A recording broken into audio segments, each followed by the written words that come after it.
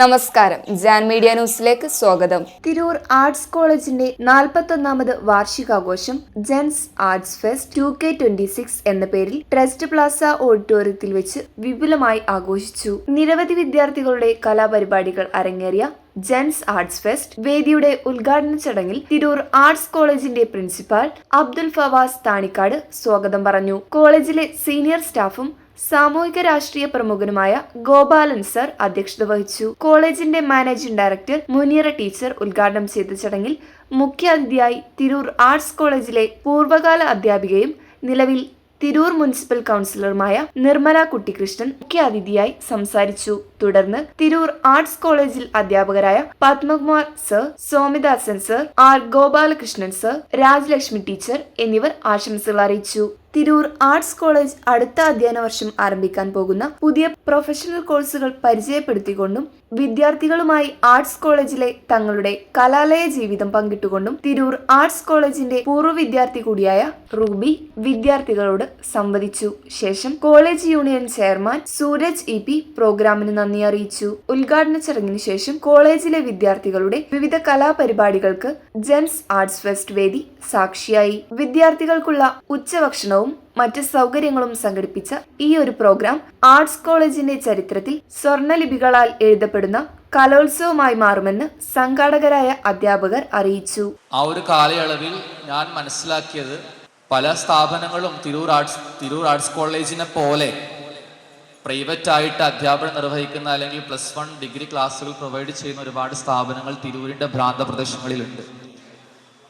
അതിൽ നിന്നെല്ലാം വ്യത്യസ്തമായി ക്വാളിറ്റി മാത്രം ബേസ് ചെയ്ത് കുട്ടികളുടെ കാര്യം പരിഗണിച്ച് വളരെ പരിമിതമായ ഫീസിൽ, നിങ്ങളൊന്ന് ആലോചിച്ച് നോക്കൂ, 4500 മുതൽ 5000, 6000, പലർക്കും പല ഫീസാണ്.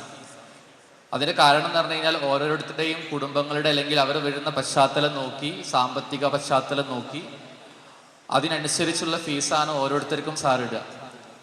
അങ്ങനെയും കുട്ടികളെ പരിഗണിച്ച് പരിമിതമായ ഫീസിൽ മികച്ച വിദ്യാഭ്യാസം നൽകുന്ന സ്ഥാപനങ്ങളുടെ എണ്ണം എടുക്കുമ്പോൾ അതിൽ ഒന്നാമത് നിൽക്കുന്ന സ്ഥാപനമാണ് തിരൂർ ആർട്സ് കോളേജ്. അടുത്തു നിൽക്കുമ്പോൾ ആ മലയുടെ, ആ കുന്നിൻ്റെ സൗന്ദര്യവും ഭംഗിയും ഗാംഭീര്യവും ഒന്നും നമുക്ക് മനസ്സിലാക്കാൻ സാധിക്കില്ല. എന്നാൽ കുന്നിൽ നിന്ന്, മലയിൽ നിന്ന് അകന്നു നിൽക്കുന്ന സമയത്ത് മാത്രമാണ് നമുക്കതിൻ്റെ സൗന്ദര്യവും മനോഹാരിതയും ഒക്കെ മനസ്സിലാക്കാൻ സാധിക്കുക. അങ്ങനെയാണ് ഓരോ നല്ല മനുഷ്യനെയും നമ്മൾ മനസ്സിലാക്കുന്നത് എന്ന് ഈ സമൂഹം നമ്മളെ പഠിപ്പിച്ചതാണ്. ഏതായാലും ഒരു 30 വർഷത്തെ എൻ്റെ ഒരു പരിചയം വെച്ചുകൊണ്ട് തിരൂർ ആർട്സ് കോളേജ് എന്ന് പറയുന്നത് വിദ്യാഭ്യാസ രംഗത്തും സാമ്പത്തിക രംഗത്തും പിന്നാക്കം നിൽക്കുന്ന വിദ്യാർത്ഥികൾക്കും കുടുംബങ്ങൾക്കും ആ സ്ഥാപനം നൽകിയ അക്ഷര വെളിച്ചത്തിലൂടെ തിരൂർ താലൂക്കിലെ ഒരു വലിയ പ്രകാശ ഗോപുരമായി ഉയർന്നു നിൽക്കുന്ന മനോഹരമായ ഒരു സൗധം തന്നെയാണ് തിരൂർ ആർട്സ് കോളേജ്.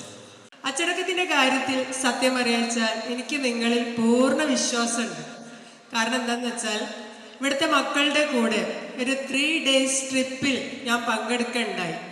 അന്ന് നിങ്ങൾ ഓരോരുത്തരും വളരെ അച്ചടക്കത്തോടു കൂടിയും നല്ല രീതിയിലും ബിഹേവ് ചെയ്യുന്ന മക്കളാണെന്ന് എനിക്ക് മനസ്സിലാക്കാൻ സാധിച്ചിട്ടുണ്ടായിരുന്നു. തുടർന്നും നിങ്ങളുടെ ഭാവി ജീവിതത്തിലും നിങ്ങൾ ഈ ക്വാളിറ്റി നിലനിർത്തുകയും നിങ്ങൾ ഉദ്ദേശിച്ച കോഴ്സുകൾ പഠിച്ച് ജീവിതത്തിൽ നല്ല നിലയിലെത്താൻ നിങ്ങൾക്ക് സാധിക്കുകയും ദൈവം അനുഗ്രഹിക്കുകയും ചെയ്യട്ടെ എന്ന് ഞാൻ പ്രാർത്ഥിക്കുകയാണ്. അതേസമയം അവരെല്ലാം, ഈ കുട്ടികളെയും അധ്യാപകരെയും ഒരേപോലെ കൊണ്ടു നടത്താൻ സാധിച്ചു എന്നുള്ളതാണ് ബഷീർ സാറിൻ്റെ ഏറ്റവും വലിയൊരു നേട്ടവും കഴിവും. എനിക്ക് നിങ്ങളോട് പറയാനുള്ളത്, ഈ സ്ഥാപനത്തിന് ഒരു കോട്ടവും തട്ടാതെ നിങ്ങൾ നോക്കണം, കാത്തിരക്ഷിക്കണം. കാരണം ഇതുപോലൊരു സ്ഥാപനം വളർത്തിക്കൊണ്ടുവരാൻ അത്രമാത്രം ബുദ്ധിമുട്ടാണ്, വളരെ വലിയ ബുദ്ധിമുട്ടാണ്. അതുകൊണ്ട് പുതിയ കോഴ്സുകൾ തുടങ്ങാൻ സാധിച്ചാൽ, മുന്നിൽ പറഞ്ഞതുപോലെ തന്നെ പുതിയ കോഴ്സുകൾ കൊണ്ടുവരാൻ സാധിച്ചാൽ കൊണ്ടുവരിക. നിങ്ങളുടെ എല്ലാം, അതുപോലെ തന്നെ പഠിച്ചു പോയ വിദ്യാർത്ഥികളുടെ എല്ലാം ഒരു കൂട്ടായിട്ടുള്ള പരിശ്രമം കൊണ്ട് തിരൂർ ആർട്സ് കോളേജിന് ഒരു കോട്ടവും തട്ടരുത്. അടുത്ത വർഷവും ഇവിടെ ഈ കോളേജ് അത്യുന്നതമായിട്ടുള്ള പദവിയിൽ നിലനിൽക്കാൻ നമുക്ക് സാധിക്കും. അതാണ് നിങ്ങൾക്ക് ഈ സ്ഥാപനത്തിനോട് ചെയ്യാൻ പറ്റുന്ന ഏറ്റവും വലിയൊരു ഇതിൻ്റെ വാർഷികത്തിൽ പങ്കെടുത്തുകൊണ്ടിരിക്കുകയാണ്. പരിപാടി വളരെ നല്ല രീതിയിൽ നിങ്ങൾ നടത്തിക്കൊണ്ടു പോകണമെന്ന് ആത്മാർത്ഥമായി ആഗ്രഹിക്കുന്നു, ആശംസിക്കുന്നു.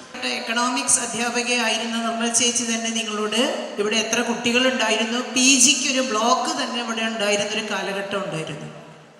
അപ്പോൾ എനിക്ക് എൻ്റെ മക്കളോട് പറയാനുള്ളത്, ഈ സ്ഥാപനത്തിൻ്റെ ഇനിയുള്ള നിലനിൽപ്പ് നിങ്ങളുടെ കയ്യിലാണ്.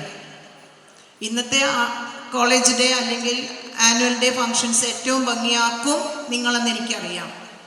തുടർന്നും ആർട്സ് കോളേജിന് വേണ്ട എല്ലാ സഹകരണവും നിങ്ങളുടെ ഭാഗത്ത് നിന്നുണ്ടാകണം. പക്ഷേ ഇൻട്രസ്റ്റ് ഉണ്ടാവണം, നമുക്ക് അതിനുള്ള സ്കിൽ വേണം, ടാലൻറ്റ് വേണം, കേപ്പബിലിറ്റി വേണം. അതൊക്കെ നമ്മൾ ക്രിയേറ്റ് ചെയ്യുന്നതാണ്. കറക്റ്റ് അല്ലേ? ആണോ? അപ്പോൾ നമുക്ക് എല്ലാവർക്കും അതേപോലത്തെ വലിയ വലിയ കമ്പനിയിൽ വർക്ക് ചെയ്യാൻ പറ്റും. പക്ഷേ നമ്മളിവിടെ കണ്ട ഒരു പ്രശ്നം എന്ന് പറയുന്നത്, എസ്പെഷ്യലി നമ്മളുടെ കേരളത്തിൽ ഞാൻ ഫീൽ ചെയ്തൊരു കാര്യം, നമ്മൾ ഗ്രാജുവേഷൻ എടുക്കും, +2 എടുക്കും, ആദ്യം +2 എടുക്കും, നല്ല മാർക്കൊക്കെ സ്കോർ ചെയ്യും. ചിലപ്പോൾ ചില കുട്ടികൾ മാർക്കൊക്കെ സ്കോർ ചെയ്ത് അങ്ങനെ മാരേജ് കാര്യങ്ങളൊക്കെ ആയിട്ട് വേറെ ലെവലിലേക്ക് അങ്ങനെ തിരിയും.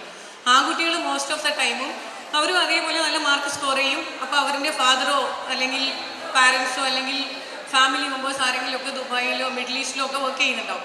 അങ്ങനെ അവിടെ പോകും, അല്ലെങ്കിൽ ബിസിനസ്സിലേക്ക് ടേൺ ആവും. ഇതാണ് സാധാരണ നമ്മുടെ നാട്ടിൽ എസ്പെഷ്യലി മലപ്പുറത്ത് നടക്കുന്നത്.